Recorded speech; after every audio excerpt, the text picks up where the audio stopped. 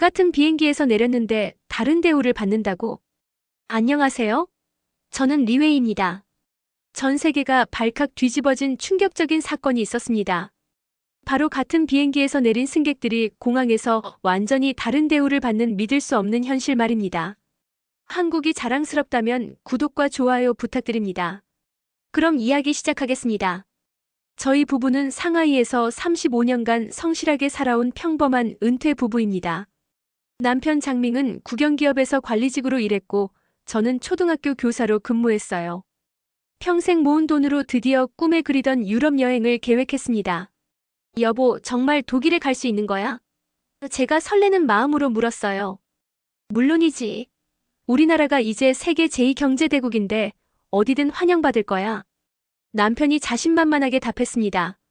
여행 준비를 하면서 저희는 얼마나 기뻤는지 몰라요. 독일의 미넨, 오스트리아의 비엔나, 네덜란드의 암스테르담까지 총 14일간의 일정이었습니다. 65세가 되어서야 처음 가보는 유럽이었거든요. 리웨이야, 우리가 유럽 사람들한테 중국 문화를 제대로 보여주자. 남편이 말했어요. 맞아요. 우리나라 경제력이 얼마나 대단한지 알게 될 거예요. 저도 흥분해서 대답했습니다. 출국 전날 밤 저희는 설렘으로 잠을 이루지 못했어요.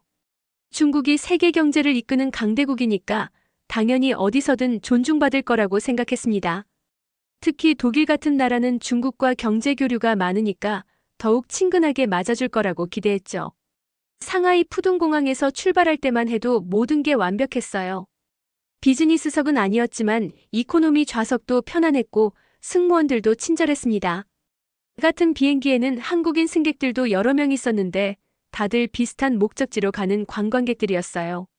저 한국 사람들도 우리랑 똑같이 관광 오는 거겠네. 남편이 중얼거렸습니다. 그러게요. 근데 우리나라가 경제력으로는 훨씬 앞서잖아요. 제가 어깨를 으쓱하며 답했어요. 비행기 안에서 저희는 이미 유럽에서의 멋진 시간들을 상상하고 있었습니다. 맥주의 나라 독일에서 진짜 독일 맥주를 마시고 음악의 도시 비엔나에서 클래식 공연을 보고 튤립으로 유명한 네덜란드에서 아름다운 풍차를 구경하는 모습을 그려보았죠. 하지만 우리가 상상도 못한 현실이 프랑크푸르트 공항에서 기다리고 있었습니다. 그 순간이 저희 인생을 완전히 바꿔놓을 줄은 꿈에도 몰랐어요. 프랑크푸르트 공항에 도착한 순간 저희 부부의 인생이 완전히 바뀌었습니다. 비행기에서 내리자마자 모든 승객들이 입국 심사대로 향했어요. 저희는 당연히 다른 승객들과 같은 절차를 거칠 거라고 생각했습니다. 하지만 현실은 달랐어요. 같은 비행기에서 내린 한국인 승객들은 파란색 표지판이 있는 곳으로 향했고 저희는 빨간색 표지판이 있는 곳으로 안내받았습니다. 처음에는 단순히 국적별로 줄을 나누는 거라고 생각했어요. 그런데 한국인들이 향한 곳에는 자동 게이트가 설치되어 있었습니다. 여권을 스캔하고 지문을 찍으면 바로 통과할 수 있는 시스템이었죠. 반면 저희가 선 줄에는 입국 심사관이 일일이 대면 심사를 하고 있었어요. 한국인 승객들은 3분도 안 되어서 모두 입국 심사를 마쳤습니다. 저희는 아직 줄에서 기다리고 있는데 말이에요. 줄에 서 있던 시간만 45분이었어요. 드디어 제 차례가 되었습니다. 입국 심사관은 제 여권을 받아들고 한참을 들여다보더니 몇 가지 질문을 했어요. 방문 목적이 뭡니까? 관광입니다. 어디에 머물 예정입니까? 미넨의 호텔입니다. 얼마나 머물 예정입니까? 14일간입니다. 질문은 계속 이어졌어요. 왜 독일에 왔는지, 누구와 함께 왔는지, 돌아갈 항공편은 예약했는지까지 세세하게 물어봤습니다. 한국인들은 그냥 여권만 보여주고 지나가는데 말이에요. 더 당황스러운 건 그 다음이었어요. 심사관이 저희를 별도의 심사실로 안내한 겁니다. 그곳에서 또 다른 직원이 저희 짐을 하나하나 검사했어요. 가방 안에 있는 모든 물건들을 꺼내서 확인했습니다. 이건 뭡니까? 그 직원이 저희가 가져온 중국 전통차를 가리키며 물었어요. 차입니다. 친구들한테 선물로 주려고 가져왔어요. 이 약들은 뭔가요? 혈압약이랑 소화제예요. 처방전도 가져왔습니다. 모든 검사가 끝나는 데까지 총 1시간 30분이 걸렸어요. 같은 비행기를 탔던 한국인들은 이미 호텔로 향했을 시간이었죠. 공항을 나서면서 남편이 중얼거렸습니다. 이상하다. 우리나라가 독일 최대 교역국 중 하나인데 왜 이렇게 까다롭게 굴지? 저도 의아했어요. 분명히 중국은 독일의 중요한 경제 파트너인데 왜 한국인보다 더 복잡한 절차를 거쳐야 하는 걸까요?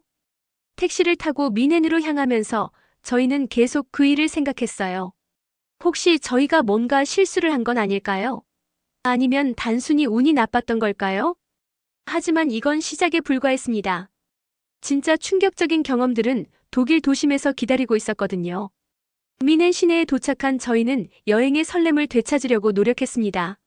하지만 현실은 저희 기대를 완전히 배신했어요. 첫 번째 충격은 호텔 체크인에서 일어났습니다. 저희 앞에 있던 한국인 부부는 직원의 환한 미소와 함께 신속하게 체크인을 마쳤어요. 심지어 독일에 오신 걸 환영합니다라며 친근하게 인사까지 건넸죠. 제 차례가 되자 분위기가 달라졌습니다. 직원의 표정이 굳어지더니 여권을 받아들고 한참을 들여다봤어요. 그러더니 매니저를 불렀습니다. 매니저는 저희 예약을 다시 한번 확인하고 여권을 복사한 뒤에야 열쇠를 건네줬어요. 혹시 문제가 있나요? 제가 조심스럽게 물었습니다. 아닙니다. 절차일 뿐입니다. 매니저가 차가운 목소리로 답했어요. 하지만 한국인에게는 그런 절차가 없었거든요. 둘째 날 아침, 저희는 유명한 카페에 갔어요. 입구에서 한국인 관광객들이 나오는 걸 봤는데 직원이 안녕히 가세요. 또 오세요. 라며 손을 흔들어 주더라고요. 저희가 들어가자 직원의 표정이 순식간에 바뀌었습니다. 미소는 사라지고 무표정한 얼굴로 저희를 맞았어요. 주문을 할 때도 최소한의 말만 했고 커피를 가져다 줄 때도 테이블에 그냥 놓고 가버렸어요. 독일 사람들이 원래 이렇게 차가운가? 남편이 속삭였습니다. 그런데 한국 사람들한테는 친절하게 했잖아요. 점심시간에 들른 식당에서도 비슷한 경험을 했어요. 한국인 가족이 식사를 하고 있었는데 웨이터가 계속 테이블을 확인하며 필요한 게 있는지 물어봤습니다. 심지어 아이들에게 사탕까지 나눠줬어요. 저희 테이블에는 웨이터가 한 번도 와보지 않았습니다. 물을 주문하려고 손을 들어도 못 본 척했어요. 결국 제가 직접 카운터로 가서 주문해야 했습니다. 셋째 날 박물관에서 가장 충격적인 경험을 했어요. 입장권을 사려고 줄을 서 있는데 앞에 있던 한국인 관광객이 직원과 즐겁게 대화를 나누고 있었습니다. 한국에서 오셨어요? 저희 박물관에 한국 전시품도 있어요. 꼭 보고 가세요. 직원이 열정적으로 설명했어요. 제 차례가 되자 직원은 여권을 확인한 뒤 표정이 딱딱해졌습니다. 입장료는 12유로입니다. 그게 전부였어요. 아무런 안내도 설명도 없었습니다. 박물관 안에서도 마찬가지였어요. 한국인들이 질문하면 가이드가 친절하게 설명해줬지만 저희가 같은 질문을 하면 간단하게만 답하고 다른 곳으로 가버렸어요. 쇼핑센터에서의 경험은 더욱 당혹스러웠습니다. 명품 매장에 들어가자 직원이 저희를 유심히 쳐다봤어요. 마치 물건을 훔칠까봐 감시하는 것 같았습니다. 반면 한국인 커플이 들어오자 직원들이 앞다퉈 도움을 주겠다고 나섰어요. 이 가방이 한국에서 인기가 많아요. 이 색깔이 어울리실 것 같아요. 같은 말들을 하면서 말이죠. 저희는 결국 아무것도 사지 못하고 나왔습니다. 직원들의 시선이 너무 부담스러웠거든요. 넷째 날 밤 호텔방에서 남편과 이야기를 나눴어요. 여보, 뭔가 이상해. 분명히 우리나라가 경제적으로는 훨씬 강한데 왜 이런 대우를 받는 거지? 저도 모르겠어요. 정말 이해할 수 없어요. 그때까지도 저희는 이유를 몰랐습니다. 단순히 개인적인 불운이라고 생각하려고 했어요. 하지만 여행이 계속될수록 이런 경험들이 반복되면서 이게 우연이 아니라는 걸 깨닫기 시작했습니다. 무엇이 이런 차이를 만드는 걸까요? 그 답을 찾기 위한 저희의 여정은 이제 시작이었습니다. 다섯째 날 밤 호텔방에서 인터넷을 검색하던 저는 충격적인 사실을 발견했습니다. 계속되는 차별적 대우가 궁금해서 여권 순위라고 검색해봤어요. 그때 처음 알게 된 게 바로 헨리 여권 지수였습니다. 화면에 나타난 순위를 보는 순간 저는 말을 잃었어요. 한국이 제일 위에 있었습니다.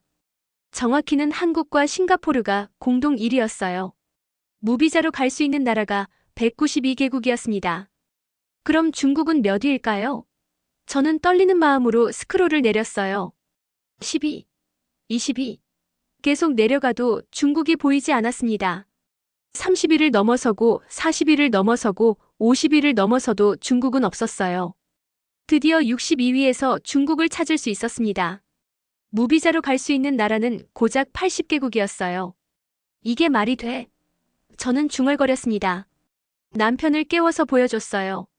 남편도 처음에는 믿을 수 없다는 표정이었습니다. 잘못된 자료 아니야? 우리나라 GDP가 한국보다 6배나 큰데 어떻게 이런 순위가 나올 수 있어? 저도 의아해서 다른 사이트들을 찾아봤어요.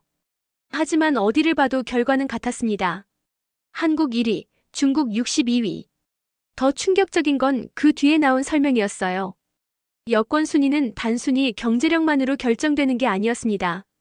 국제 신뢰도, 외교 관계, 국민의 해외에서의 이미지, 불법 체류율, 범죄율 등 다양한 요소들이 영향을 미친다고 했어요.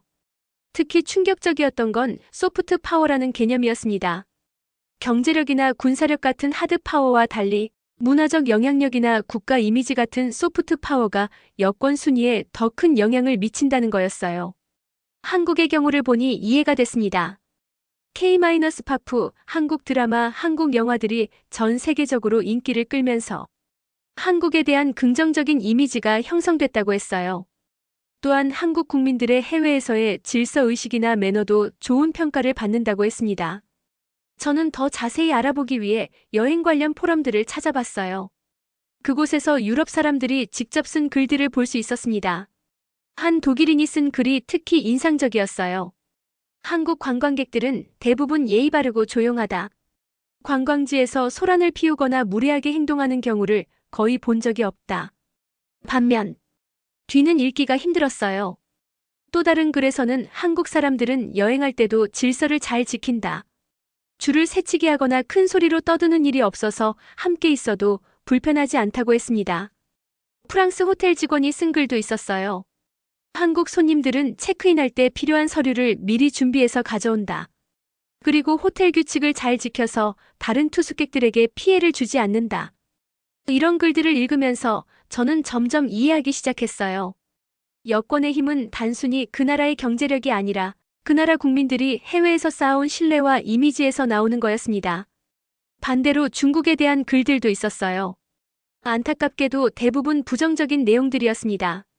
관광지에서의 매너 문제, 큰 소리로 떠드는 것, 규칙을 지키지 않는 행동 등이 언급되어 있었어요. 물론 이런 글들이 모든 중국인을 대표하는 건 아니라는 걸 알아요. 저희 같은 사람들도 많거든요. 하지만 이미 형성된 이미지를 바꾸는 건 쉽지 않은 일이었습니다. 새벽 2시가 넘어서야 저는 컴퓨터를 끄고 잠자리에 들었어요. 하지만 잠이 오지 않았습니다. 그동안 당연하다고 생각했던 것들이 실제로는 전혀 당연하지 않았다는 걸 깨달았거든요. 경제대국이라는 자부심은 순식간에 무너졌습니다. 진짜 중요한 건 따로 있었던 거예요. 6째 날, 저희는 오스트리아 비엔나로 이동했습니다. 헨리 여권 지수의 충격에서 벗어나지 못한 채로 말이에요. 비엔나 기차역에 도착하자마자 또 다른 광경을 목격했습니다. 플랫폼에서 길을 헤매고 있던 한국인 젊은 부부가 있었어요. 지도를 들고 어디로 가야 할지 모르는 듯 서 있었습니다. 그때 오스트리아 경찰관이 다가왔어요. 저는 깜짝 놀랐습니다. 독일에서의 경험 때문에 경찰이 무서웠거든요. 하지만 그 경찰관은 한국인 부부에게 환한 미소를 지으며 다가갔습니다. 혹시 도움이 필요하신가요? 그 경찰관이 영어로 친절하게 물었어요. 네, 쇤부른 궁전에 가려고 하는데 어떻게 가야 할지 모르겠어요. 한국인 남성이 답했습니다. 아, 거기 정말 아름다운 곳이에요. 지하철 유사 라인을 타시면 됩니다. 여기서 2정거장만 가시면 돼요. 경찰관이 자세하게 설명해줬어요. 심지어 지도까지 펼쳐서 길을 자세히 표시해줬습니다. 오스트리아 여행 즐기세요. 라며 손까지 흔들어줬어요. 저는 그 광경을 지켜보면서 복잡한 마음이 들었습니다. 만약 저희가 길을 물어봤다면 어떤 반응을 보였을까요? 호텔에 짐을 맡기고 시내 관광을 나갔습니다. 첫 번째 목적지는 쇤부른 궁전이었어요. 궁전 입구에서 표를 사려고 하는데 또 비슷한 상황이 벌어졌습니다. 매표소 직원이 한국인 관광객들에게는 오늘 날씨가 좋아서 정원 구경하기에 완벽해요. 가이드 투어도 추천드려요라며 적극적으로 안내해줬어요. 저희 차례가 되자 직원은 입장권 몇 장이세요? 라고만 물었습니다. 아무런 추가 설명도 없었어요. 궁전 안에서도 마찬가지였습니다. 한국인들이 사진을 찍고 있으면 다른 관광객들이 자연스럽게 비켜줬어요. 심지어 사진 찍어드릴까요? 라고 제안하는 사람들도 있었습니다. 하지만 저희가 사진을 찍으려고 하면 사람들이 피하지 않았어요. 마치 저희가 투명인간인 것처럼 말이에요. 점심을 먹으러 전통 오스트리아 식당에 갔습니다. 저희 앞 테이블에 앉은 한국인 가족이 있었는데 웨이터가 아이들에게 특별히 빵을 더 가져다 줬어요. 한국 음식도 드셔보셨어요?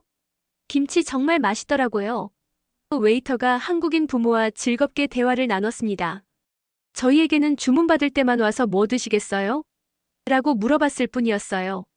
오후에는 잘츠부르크로 이동했습니다. 모차르트의 고향으로 유명한 도시죠. 기차 안에서 저는 계속 생각에 잠겨 있었어요. 정말 여권 때문에 이런 차이가 생기는 걸까? 아니면 다른 이유가 있는 걸까? 잘츠부르크에 도착해서 모차르트 생가를 구경했습니다. 그곳에서 결정적인 장면을 목격했어요. 한국인 대학생 그룹이 생가 앞에서 기념사진을 찍고 있었는데 사진을 찍고 난 뒤 바닥에 떨어진 쓰레기를 주워서 쓰레기통에 버리는 거였어요.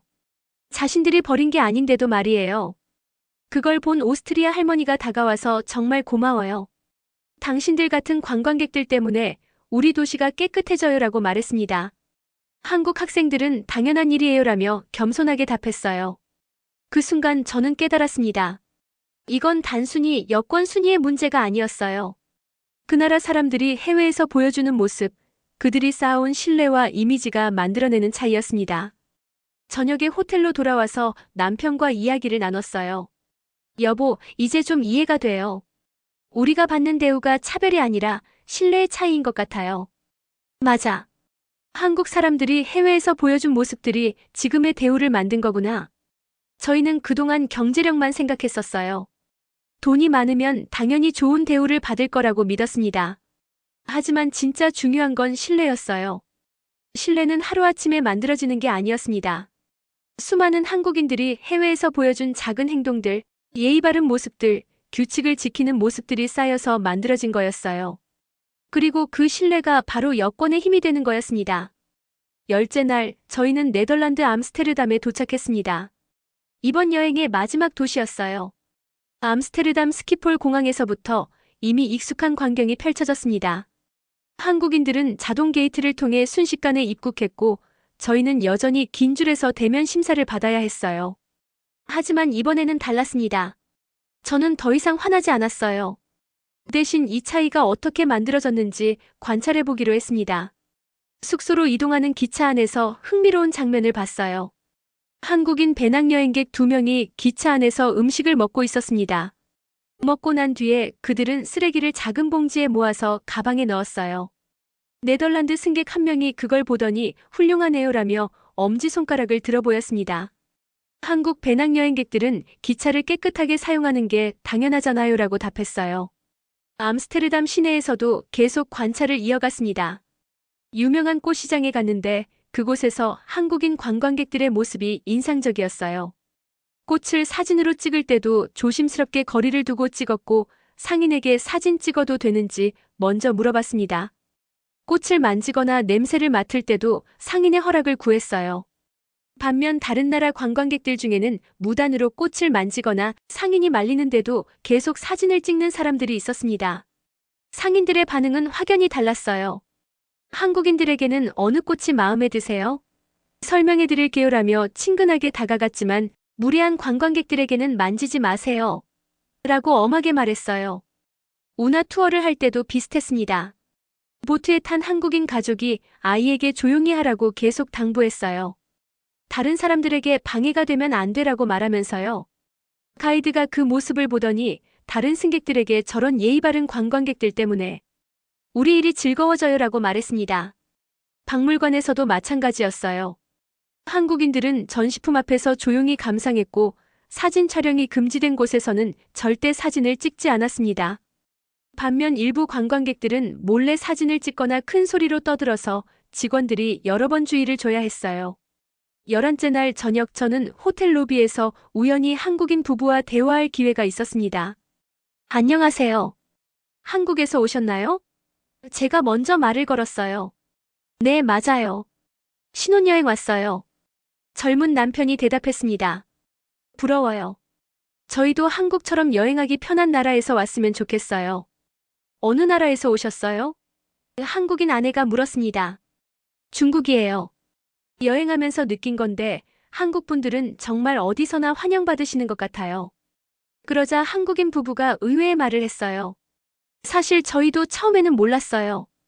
해외여행을 다니면서 깨달은 건데 우리가 받는 대우는 선배들이 만들어준 거더라고요. 선배들이요?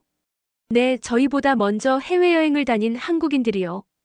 그분들이 해외에서 예의 바르게 행동하고 현지 문화를 존중하고 규칙을 잘 지켜서 지금의 이미지를 만들어주신 거예요. 그래서 저희도 그 이미지를 더럽히지 않으려고 조심해요. 다음에 오는 한국 사람들도 좋은 대우받을 수 있도록요. 그 말을 듣고 저는 깊이 생각해봤습니다. 결국 국가 이미지라는 건 개인 한 사람 한 사람의 행동이 모여서 만들어지는 거였어요. 한국이 지금의 여권 파워를 갖게 된 것도 수많은 한국인들이 해외에서 보여준 좋은 모습들이 쌓인 결과였습니다.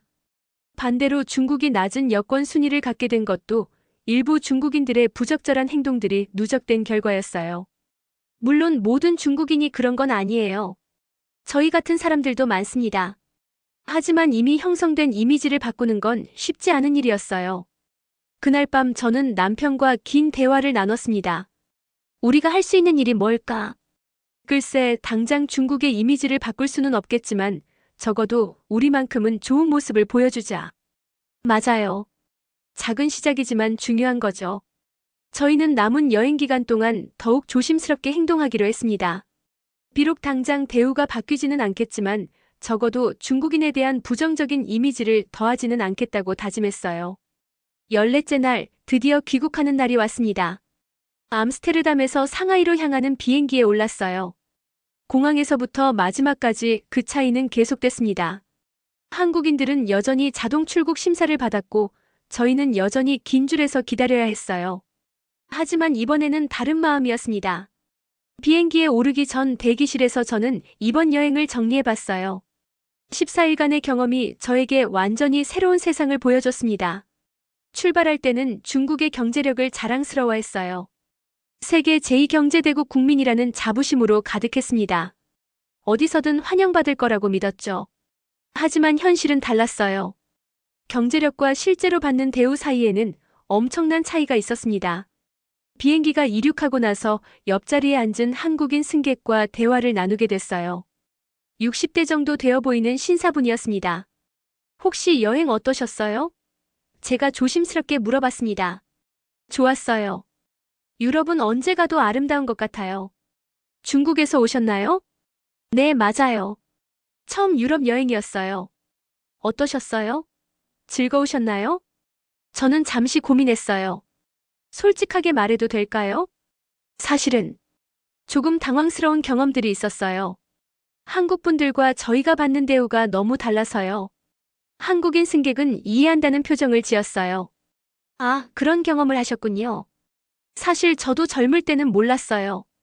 한국 여권이 이렇게 좋은 대우를 받는다는 걸 말이에요. 언제부터 이렇게 된 건가요? 글쎄요, 정확히 언제부터라고 하긴 어렵지만 아마도 80년대부터 서서히 시작된 것 같아요. 그때부터 한국 사람들이 해외여행을 많이 다니기 시작했거든요. 처음에는 한국도 지금처럼 좋은 대우를 받지 못했나요? 그럼요. 70년대, 80년대에는 한국 여권으로 갈 수 있는 나라가 몇 개 안 됐어요. 지금처럼 190여 개국 무비자로 갈 수 있게 된 건 정말 최근 일이에요. 그 말을 듣고 저는 놀랐어요. 한국도 처음에는 지금의 중국과 비슷한 상황이었다는 거잖아요. 그럼 어떻게 지금처럼 됐나요? 시간이 걸렸죠. 한국 사람들이 해외에서 차근차근 좋은 이미지를 쌓아나간 거예요. 질서를 지키고 예의 바르게 행동하고 현지 문화를 존중하면서요. 그런 작은 행동들이 정말 차이를 만들었나요? 물론이에요. 특히 90년대, 2000년대에 한국 문화가 세계로 퍼져나가면서 더 큰 변화가 있었어요. K-파프 한국 드라마 영화들이 한국에 대한 긍정적인 이미지를 만들어준 거죠. 저는 깊이 생각해봤습니다. 결국 한국도 하루아침에 지금의 지위를 얻은 게 아니었어요. 수십 년에 걸쳐 천천히 쌓아 올린 결과였습니다. 중국도 변할 수 있을까요? 제가 물어봤어요. 당연히 가능하죠. 다만 시간이 필요할 거예요. 그리고 무엇보다 중국 분들 한 사람 한 사람의 노력이 필요하겠죠. 그 한국인 승객은 계속 말했어요. 사실 국제사회는 생각보다 공정해요. 좋은 모습을 꾸준히 보여주면 반드시 인정받게 되어 있어요. 한국이 그런 과정을 거쳤듯이 중국도 충분히 가능할 거예요. 개인이 할 수 있는 일이 정말 있을까요? 물론이에요.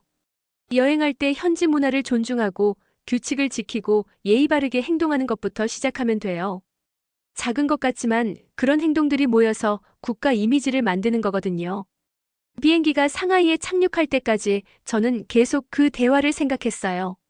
한국도 처음에는 지금의 중국과 비슷했다는 사실이 희망적이었어요. 변화가 가능하다는 뜻이니까요. 하지만 동시에 그 변화를 위해서는 개인 한 사람 한 사람의 노력이 필요하다는 것도 깨달았습니다. 상하이 푸둥공항에 도착해서 입국 심사를 받을 때 저는 새로운 다짐을 했어요. 다음에 해외여행을 갈 때는 더 신중하게 행동하겠다고요. 비록 당장 중국 여권의 파워가 바뀌지는 않겠지만 적어도 저 한 사람만큼은 좋은 모습을 보여주겠다고요. 그리고 주변 사람들에게도 이번 경험을 나누겠다고 다짐했습니다.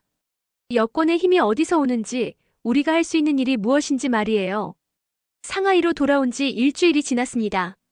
여행의 여운이 아직 남아있는 저는 친구들과 만나 이번 유럽 여행 이야기를 나누게 됐어요.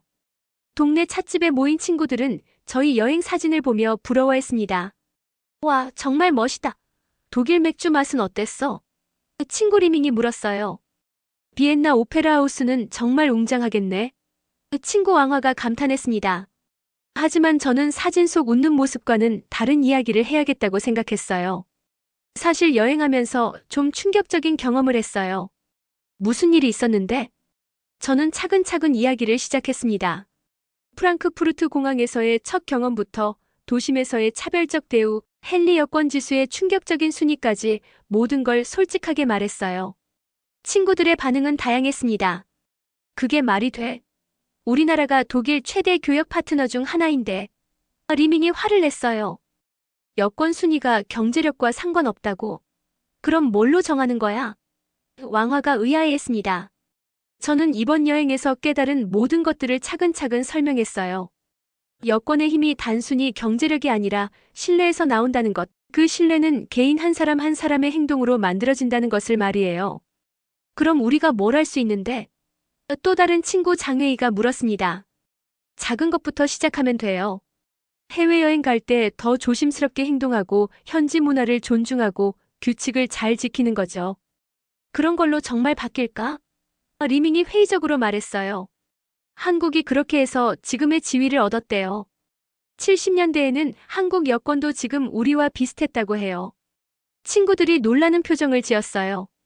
정말? 한국도 그랬다고? 네, 시간은 걸렸지만 결국 바뀌었어요. 한국 사람들이 해외에서 보여준 좋은 모습들이 쌓여서 지금의 이미지를 만든 거래요. 그때부터 친구들의 분위기가 달라졌어요. 화내거나 의아해하던 모습 대신 진지하게 듣기 시작했습니다. 그럼 우리도 다음 여행부터는 더 조심해야겠네. 맞아. 개인 한 사람의 행동이 나라 전체의 이미지에 영향을 준다니 책임감이 느껴져. 저는 친구들의 변화된 모습을 보며 뿌듯했어요. 제가 경험한 깨달음을 다른 사람들과 나눌 수 있다는 게 의미 있었습니다. 집으로 돌아와서 저는 이번 여행을 정리해봤어요. 출발할 때와 돌아올 때의 마음이 완전히 달랐습니다. 처음에는 중국의 경제력을 자랑스러워하며 어디서든 환영받을 거라고 생각했어요. 하지만 현실은 달랐고 그 현실은 저에게 소중한 교훈을 줬습니다.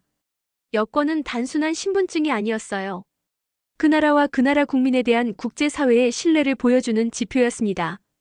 그리고 그 신뢰는 하루아침에 만들어지는 게 아니라 수많은 개인들의 작은 행동들이 쌓여서 만들어지는 거였어요. 저는 다음 여행을 계획하기 시작했습니다. 이번에는 일본 교토를 가보려고 해요. 하지만 이번에는 다른 마음가짐으로 갈 거예요.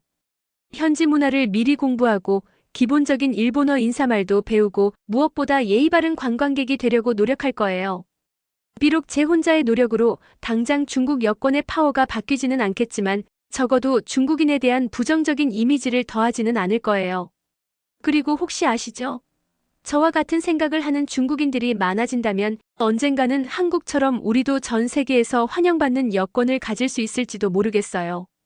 변화는 작은 것부터 시작되니까요. 개인 한 사람 한 사람의 작은 노력들이 모여서 큰 변화를 만들어낼 수 있다고 믿어요. 이번 여행은 저에게 단순한 관광이 아니라 인생의 전환점이 됐습니다. 여권의 진짜 의미를 깨달았고 개인의 책임을 느꼈고 미래에 대한 희망을 찾았어요. 다음에 해외여행을 가는 중국인들도 저와 같은 마음가짐을 가졌으면 좋겠어요. 우리가 단순히 관광객이 아니라 중국을 대표하는 문화대사라는 생각으로 말이에요. 그렇게 된다면 언젠가는 중국 여권도 전 세계에서 환영받는 날이 올 거라고 믿습니다. 오늘의 사연은 여기까지입니다. 재미있게 보셨다면 구독과 좋아요로 응원 부탁드립니다. 감사합니다.